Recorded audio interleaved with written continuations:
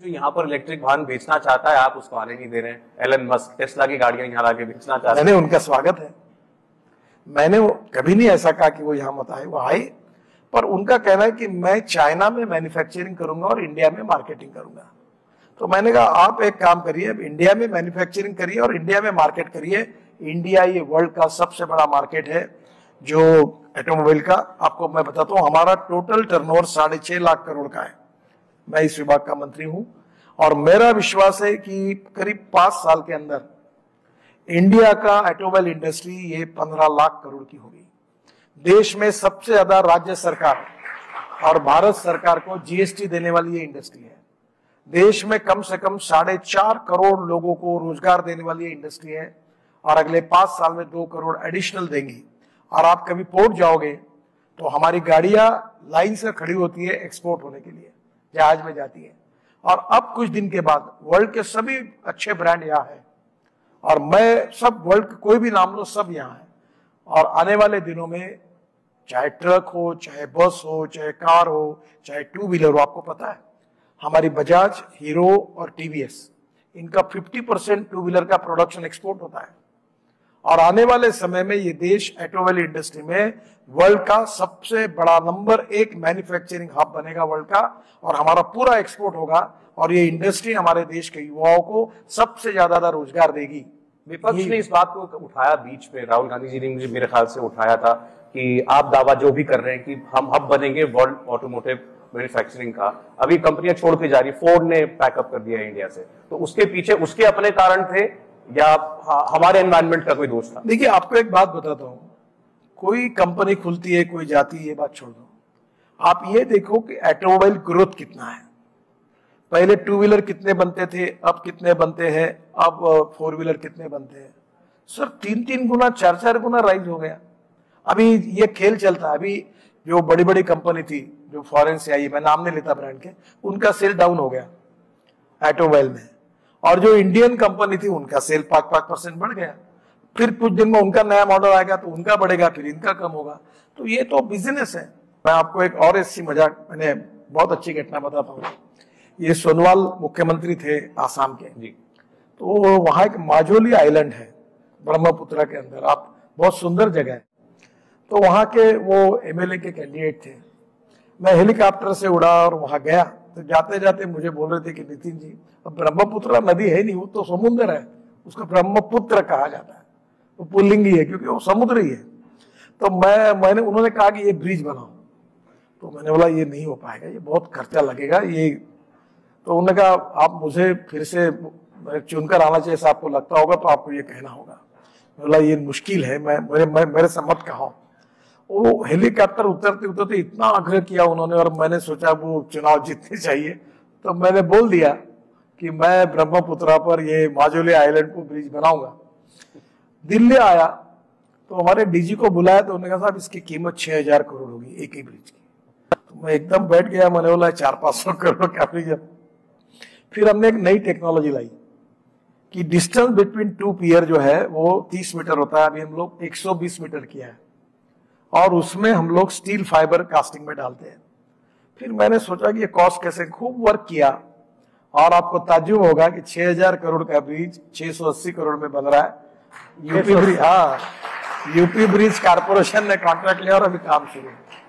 अभी मैं आज ही आया हूँ, मैं 1-2 दिन में, ये जो स्टील है ना, इन्होंने बहुत भाव बढ़ा दिए, तो मैं ग्लास फाइबर स्टील को अब ओपन कर रहा हूँ कि ये स्टील की लेने की जरूरत नहीं, उससे 20% सस्ता ये ग्लास फाइबर स्टील आ जाएगा मार्केट में, ताकि हमारी रोड की कॉस्ट कम हो जाएगी, बिल्डिंग कंस्ट्रक्शन की कॉस्ट कम हो जाएगी।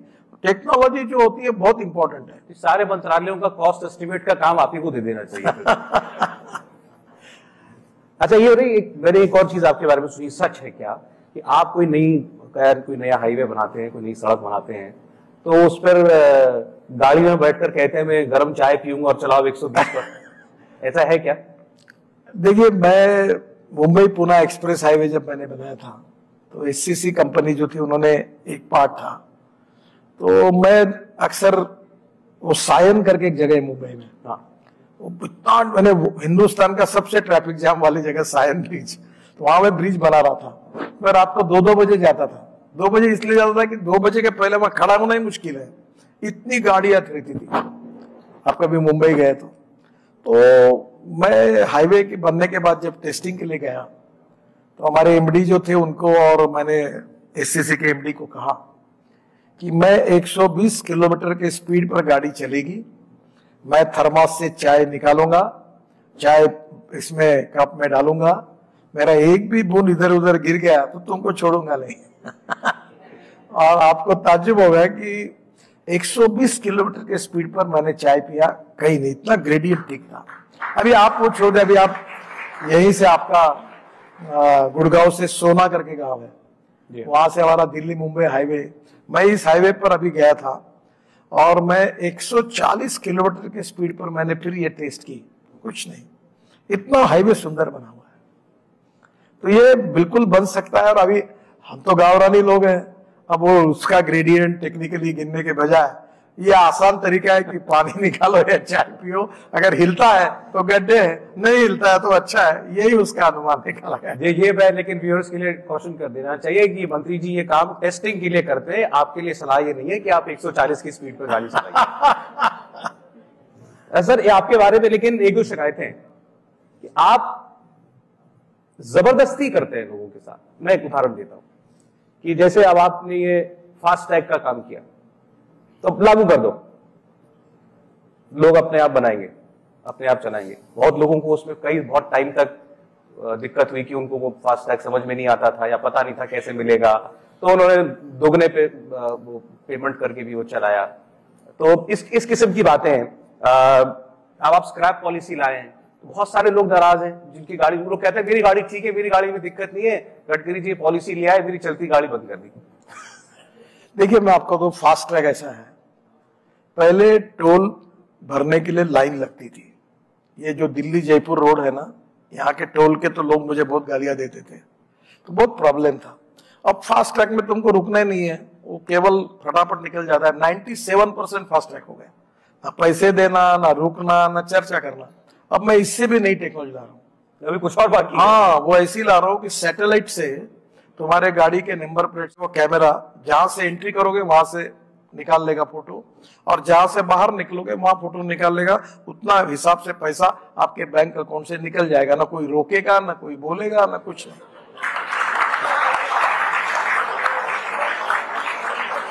अब मुझे बताइए, एक ट्रक जितना पोल्यूशन कर रहा है, जो 4 नए ट्रक आज के लेंगे वो जितना कर रहा है उतना एक पुराना ट्रक कर रहा है।